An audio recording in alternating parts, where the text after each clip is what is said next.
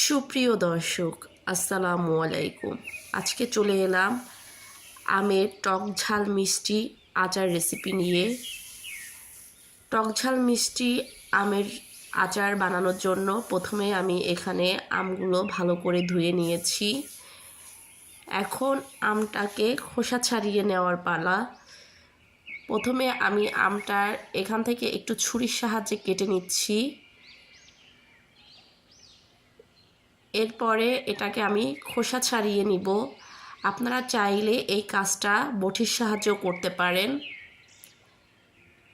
খুব সুন্দর করে খোসাটা ছাড়িয়ে নিতে হবে।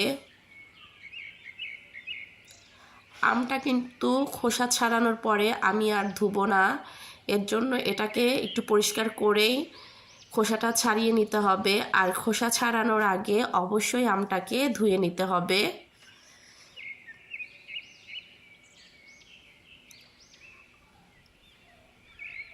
আমের এই টক ঝাল মিষ্টি আচারটি খেতে কিন্তু দারুণ লাগে।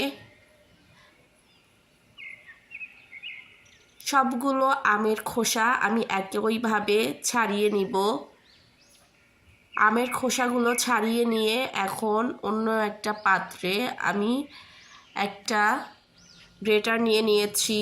এখন এই যে বড় অংশটা, এটা দিয়ে আমি আমটাকে গ্রেট করে নিব।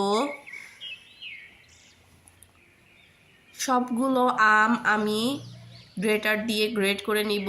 আপনারা চাইলে বটি দিয়েও পাতলা পাতলা করে কেটে নিতে পারেন, সেক্ষেত্রে কোনো সমস্যা হবে না।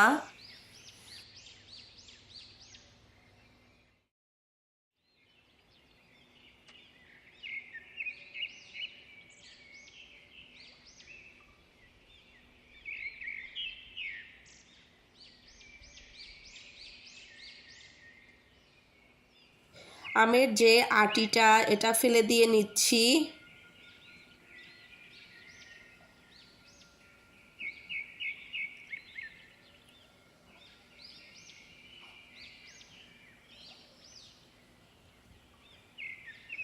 এখন এটাকেও একটু গ্রেটার দিয়ে গ্রেট করে নিচ্ছি যতটুকু করা যায়। শক্ত অংশটা ফেলে দিব।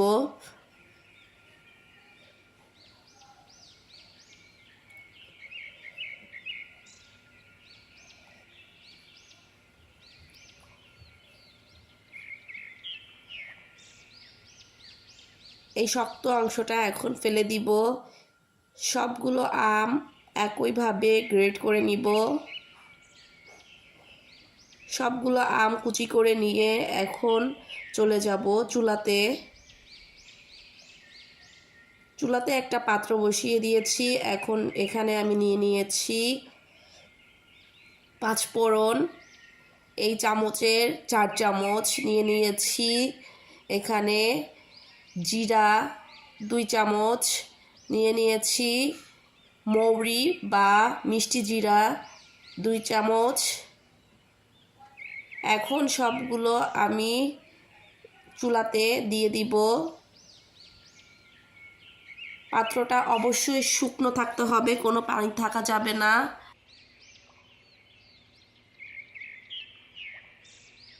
এরপর এটাকে বারবার নেড়ে ভেজে নিতে হবে। অবশ্যই খেয়াল রাখতে হবে যেন পুড়ে না যায়। আর এই ভাজার কাজটা একটু সময় নিয়ে করতে হবে।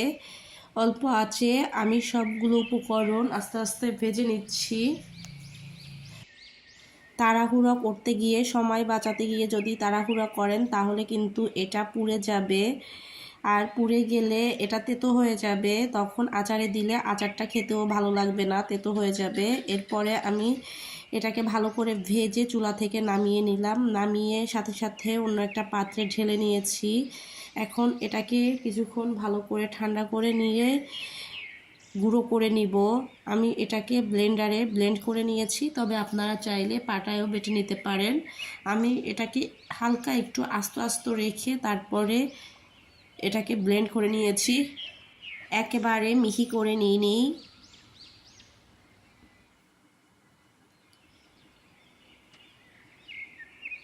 এই মশলাটা আপনারা একটা পাত্রে আটকিয়ে সংরক্ষণ করতে পারেন। চুলাতে একটা কড়াই বসিয়ে দিয়ে এতে কুচি করে রাখা আমগুলো দিয়ে দিয়েছি পরিমাণ মতন লবণ, দিয়ে দিচ্ছি চিনিটা আমটা কতটুকু টক বা আপনারা কতটুকু মিষ্টি খেতে চান তার উপর নির্ভর করবে। আমি এখানে প্রায় 2 কাপের মতন চিনি দিয়ে দিয়েছি। এখন দিয়ে দিব হাফ কাপ সরিষার তেল। এখন সব কিছু একটু ভালো করে মিশিয়ে নিব।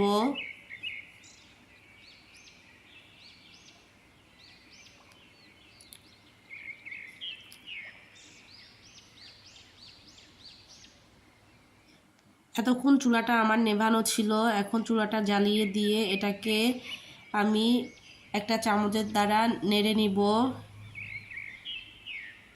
নাড়তে নাড়তে এক পর্যায়ে আমগুলো প্রায় নরম হয়ে গলে আসবে।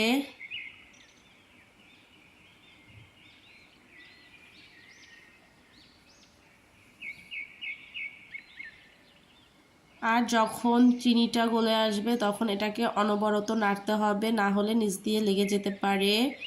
এ পর্যায়ে এর মধ্যে দিয়ে দিচ্ছি মরিচের গুঁড়া। আমি শুকনা মরিচটাকে টেলে মানে ভেজে তারপরে গুঁড়ো করে নিয়েছি। এখন ওই মরিচের গুঁড়াটাই আমি এখানে ব্যবহার করেছি 1 চামচ। অনবরত চামচের দ্বারা নেড়ে নিতে হবে যাতে নিচ দিয়ে লেগে না যায়। আচারের জন্য আমি যে মশলাটা রেডি করে রেখেছিলাম সেখান থেকে দিয়ে দিচ্ছি 2 চামচ। দিয়ে এটাকে আমের সাথে ভালো করে মিশিয়ে নিচ্ছি। আর নিচ থেকে খুব ভালো করে নাড়তে হবে যাতে আচারটা লেগে না যায়। আমি প্রথমে একটু লবণ কম ইউজ করেছিলাম, এখন এখানে কিছুটা পরিমাণে বিট লবণ দিয়ে আমি এটাকে অ্যাডজাস্ট করে নিব। আপনারা চাইলে এখানে যে সাদা লবণটা ওইটা ব্যবহার করতে পারেন, তবে বিট লবণ দিলে আচারটা খেতে একটু বেশি মজা লাগে। এমনি লবণ দিলেও কোনো সমস্যা হবে না। এখন এটাকে বারবার নেড়ে নিতে হবে যাতে করে নিচ দিয়ে লেগে না যায়। দেখুন আমার আচারটা হয়ে এসেছে, আচারের কালারটাও চেঞ্জ হয়ে গেছে আর তেলটাও উপর থেকে উঠে এসেছে। এখন এটাকে একটা পাত্রে আমি নামিয়ে নিয়েছি আর এটা ঠান্ডা হয়ে গেলে আমি একটা কাচের পাত্রে রেখে ঢাকনা দিয়ে ঢেকে রেখে দিব। এতে করে এটা দীর্ঘদিন যাবৎ ভালো থাকবে। এই আচারটা খিচুড়ির সাথে বা ভাতের সাথে খেতে কিন্তু দারুণ লাগে, এমনিও খাওয়া যায়। ভালো থাকবেন আপনারা সবাই, আল্লাহ হাফেজ।